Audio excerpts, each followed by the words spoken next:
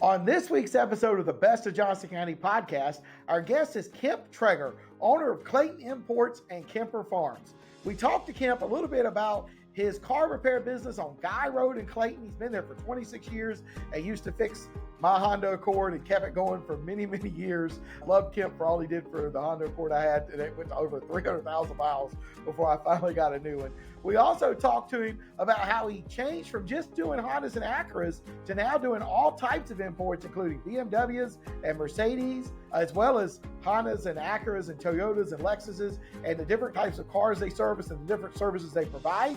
We talked to him about his new venture, Kemper Farms, where he is doing concealed carry training and gun safety training, and that's at KemperFarms.com. We talked to him about how women are often better shots than men when they come through his concealed carry class. So listen in. If you're interested in how to make your car last longer, the secret is maintenance, and maybe into some of the concealed carry stuff that he's offering, he talks about all of that here and ways you can get involved. So listen in. I think you will find it interesting. Welcome to another episode of Best of Johnston County, brought to you by Breeden Law Office. Our host, Jonathan Breeden, an experienced family lawyer with a deep connection to the community, is ready to take you on a journey through the area that he has called home for over 20 years. Whether it's a deep dive into the love locals have for the county or unraveling the complexities of family law, Best of Johnston County presents an authentic slice of this unique community. Hello, and welcome to another edition of the Best of Johnston County podcast. I'm your host, Jonathan Breeden, and on today's episode, we have Kemp Treger, owner of Clayton Imports, which repairs cars in Clayton on Guy Road. He's been there for 26 years, fixed lots of my cars over the years. Those are stories for another day. Anyway, and he's going to talk to us a little bit about the services his company provides and some common mistakes that he sees car owners make before they come into his shop and maybe sometimes after they leave his shop. But before we get to that, I'd like to ask you to follow, and subscribe to this podcast wherever you're seeing it, whether it be on Apple, Spotify, YouTube, TikTok, LinkedIn, Instagram, or any of the other social media channels of the Best of Johnston County podcast. The Best of Johnston County podcast comes out every single Monday and has now for over 20 months. So go back and listen to some of our previous episodes with most of the Johnston County commissioners, Johnston County manager Rick Hester, realtor Donald O'Meara, our local dentist Tim Sims. We've had all types of guests from all over Johnston County talking about the services they provide, educating the public about their subject matters, and they have talked to us about why they love Johnston County, and almost everybody says it's the people. We'll see what Kemp says in a few minutes as to what he loves most about Johnston County. So, but we do want you to like, follow, and subscribe so you be made aware of future episodes. Welcome, Kemp. How you doing? Good. I appreciate you coming. We hadn't talked in a while. I saw you on Facebook, and you were buying a new truck for Brian Shin, and I thought, man, I'd love to have him. Look, we used to have the best time when I was in there getting my car fixed. You were a small business. I was a small business. We were just getting started, and it was an adventure. We had the same problems, labor, trying to get people to pay. My business no different than your business. We're now much bigger than both of us were 20 years ago. So I thought, we'll have you come in and talk about what you're doing now. So anyway, so things have definitely changed. They have changed. I know it. Right. I remember it was Clayton Honda. Now it's Clayton Imports. So anyway, just tell us who you are and what you do.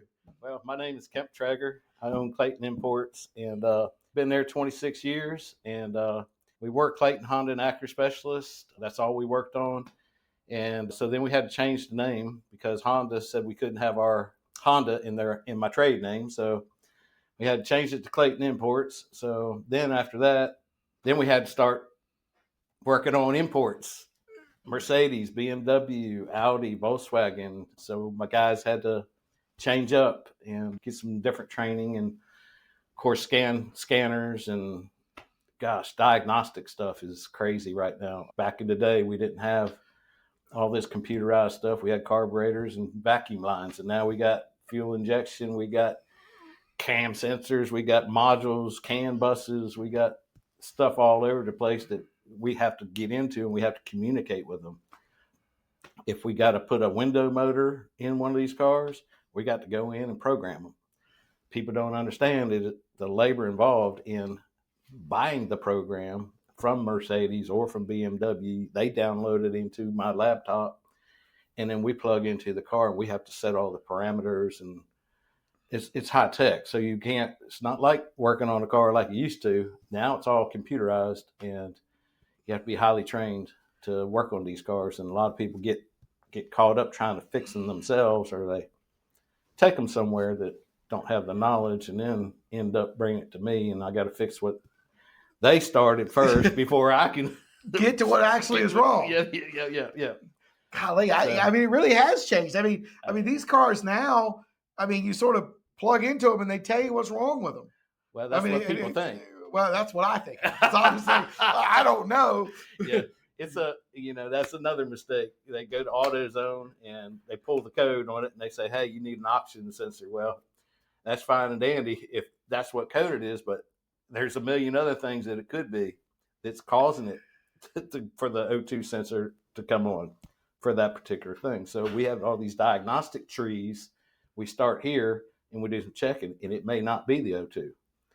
But I always tell them, if you want me to put the O2 in it, or no matter what part it is, I'll do it. It's just not going to be any warranty on it, Okay. So we end up doing it, and 90% of the time it doesn't fix it, and we end up, fixing the problem, which costs more money, and then they're not happy about that. And I was like, well, if you would have brought it here to begin with and let us diagnose this, then it's all on us, right? Not you, right? If you buy an alternator from O'Reilly's or AutoZone, 9 times out of 10, it's going to be bad when you put it on.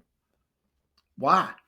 Because whatever O'Reilly's alternators, they're and starters and stuff like that on the electrical side, they're just the remanufactured program. Nowadays, people they don't know how to install them. It's just they don't know how to overhaul these cars. Okay. I mean, the alternators and stuff like that. Now, AutoZone and their Duralast Golds, they're higher end, are pretty good, but most of the time on any of the BMWs, Mercedes, we have to use factory parts. So we have a company called WorldPack that we ordered parts in California, and they have a local warehouse in Raleigh, and they deliver to me 3 times a day. And it's genuine Mercedes, genuine BMW. You can't throw aftermarket brake pads on one of these cars because they'll sound like a trash truck. Oh man, okay. Hit the brakes and it's right. So well, that's different. You got right. to know what you can use aftermarket parts on and what you can't. Certain cars you can, certain cars you can't. American cars, they don't care. You can put whatever you want on them.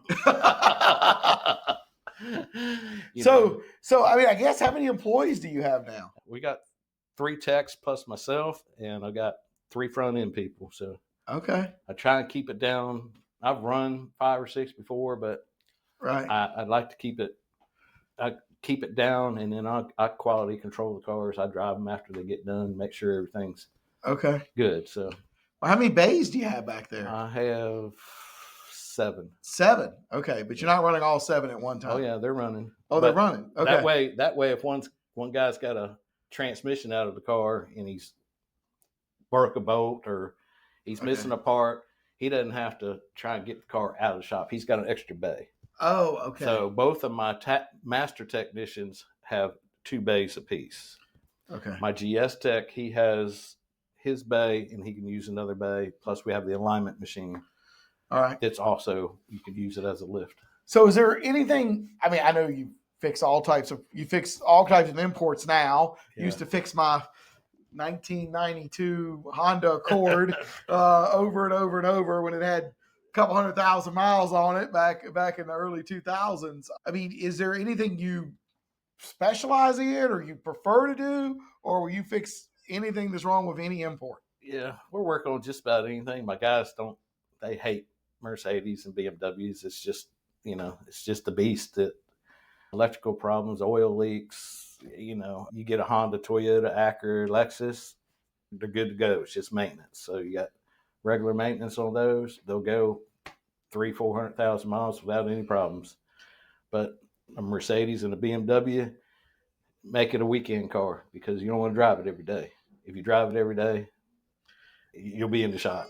Okay. And the bills are very expensive. Okay. Well, I mean, I know that Toyota and Lexus are always, I guess, deemed the most reliable by Consumer Reports and stuff are, like yep. that. Hondas are also extremely reliable as well, which I guess Acura is owned by Honda. Yep. And Toyota owns Lexus. Those are the Yep. higher end brands of those, or people that don't realize that. What are the some of the common mistakes you see in choosing a shop? Like, I mean, probably not the best idea to choose a shop on just price alone, right? Well, a lot of people do. That's probably the problem is they'll go to a Pep Boys or a Quick Lube or something like that, and then we get them to the shop and we have to fix what happens there.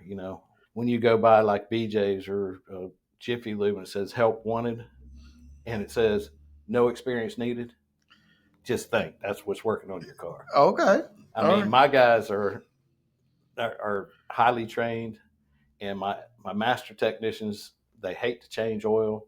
So I have a general service guy that he masters in inspections, oil changes, tire rotations, brakes, just to keep them so they can diagnose the problem cars and fixing oil leaks and stuff like that. Well, that's cool. Yeah. And, I think one thing people should look at when they go to a shop is it clean? Is it neat and orderly?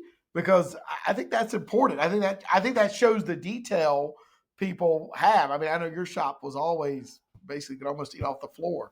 Yeah. And you gotta have the good upfront people, and you have to have someone, usually a girl or a woman, that can answer the phone with a smile, when you're greeted, and not that they have to necessarily know everything about a car, because then you got the service manager that actually can do the estimates and she can help do whatever. So you have both up front, Right. You need one person that's good with the customers and right. So what are some of the most, I mean, we're just talking about some of the things that I think people make mistakes on. Do you give written estimates? Yes, we do.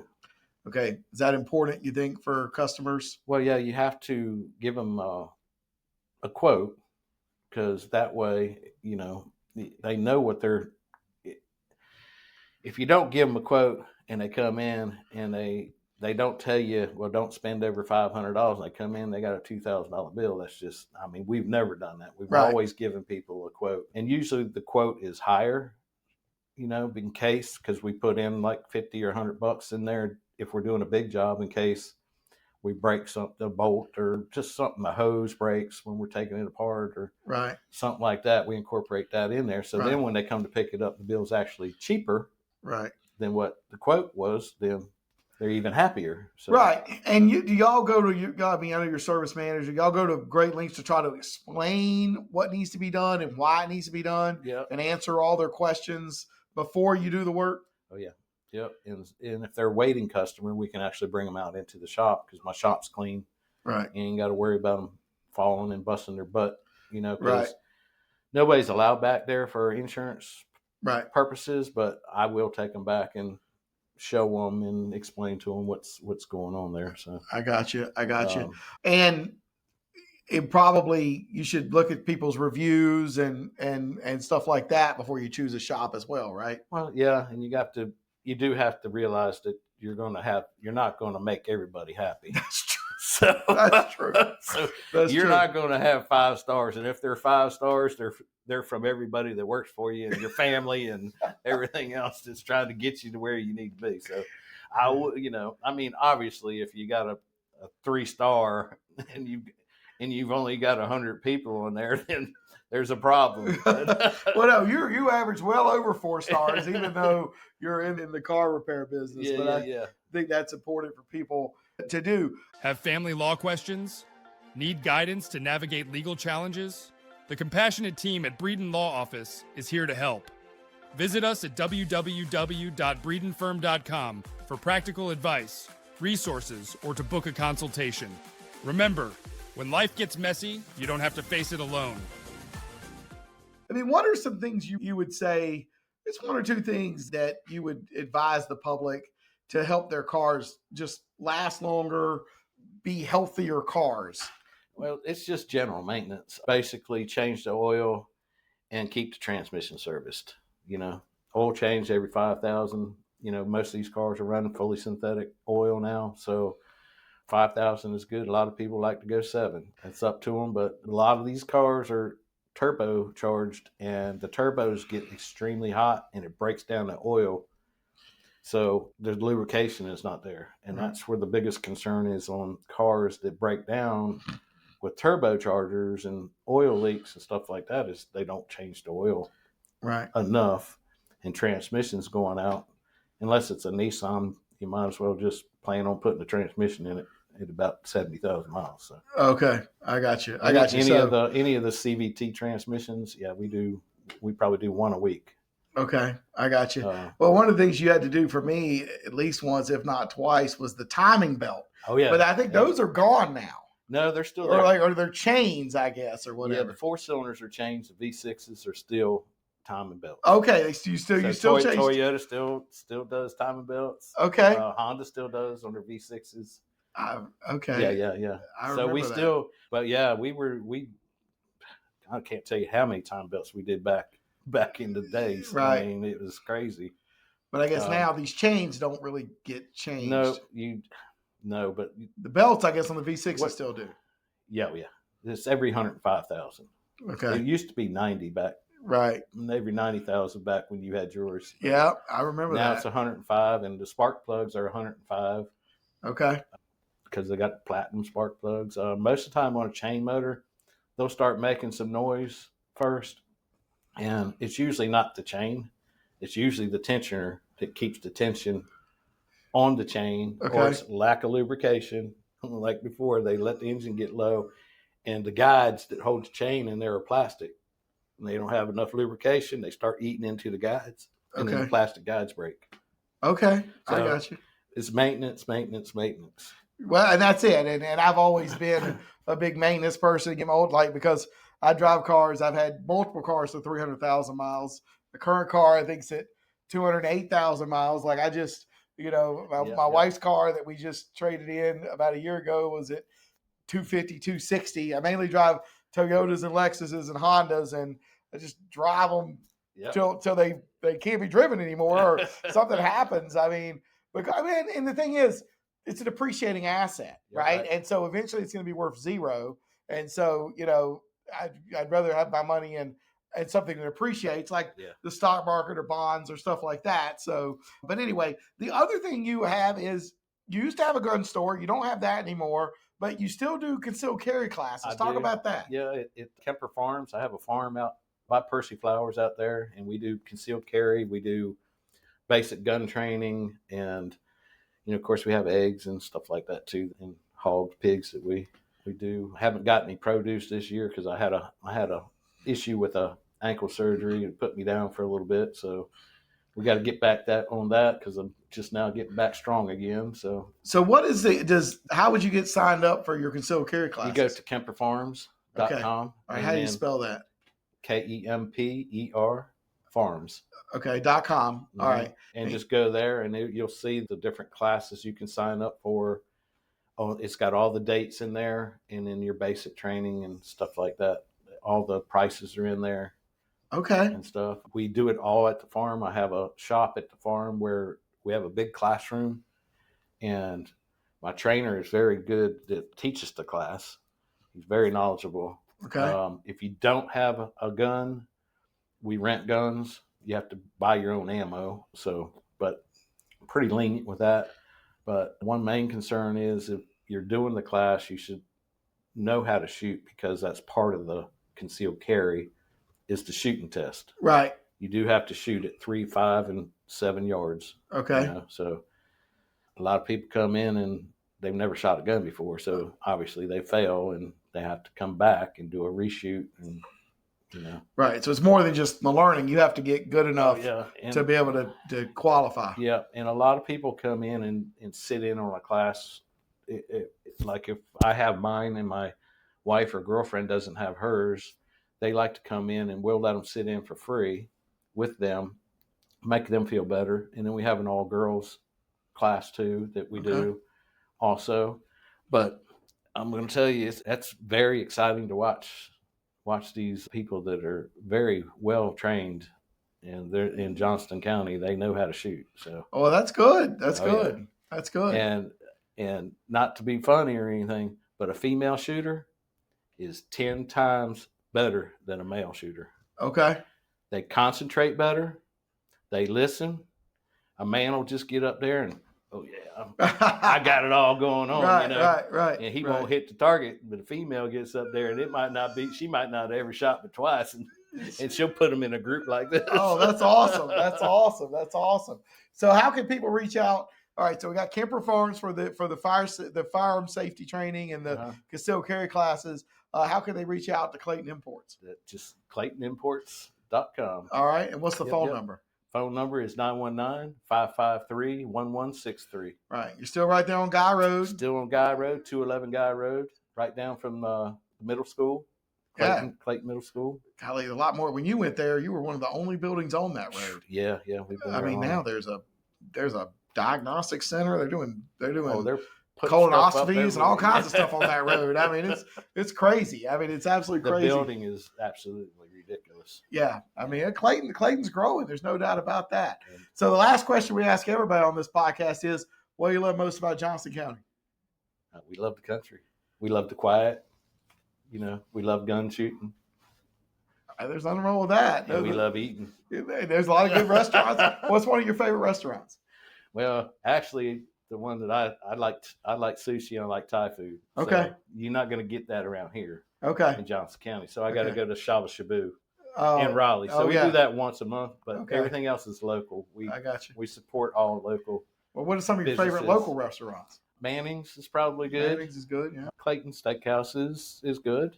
There's a new Mexican restaurant just went in behind the cookout where the Shawnee Diner used to be. Okay. It starts with a Q, but I finally went because social media was just blasting them up, saying it was the best and all that.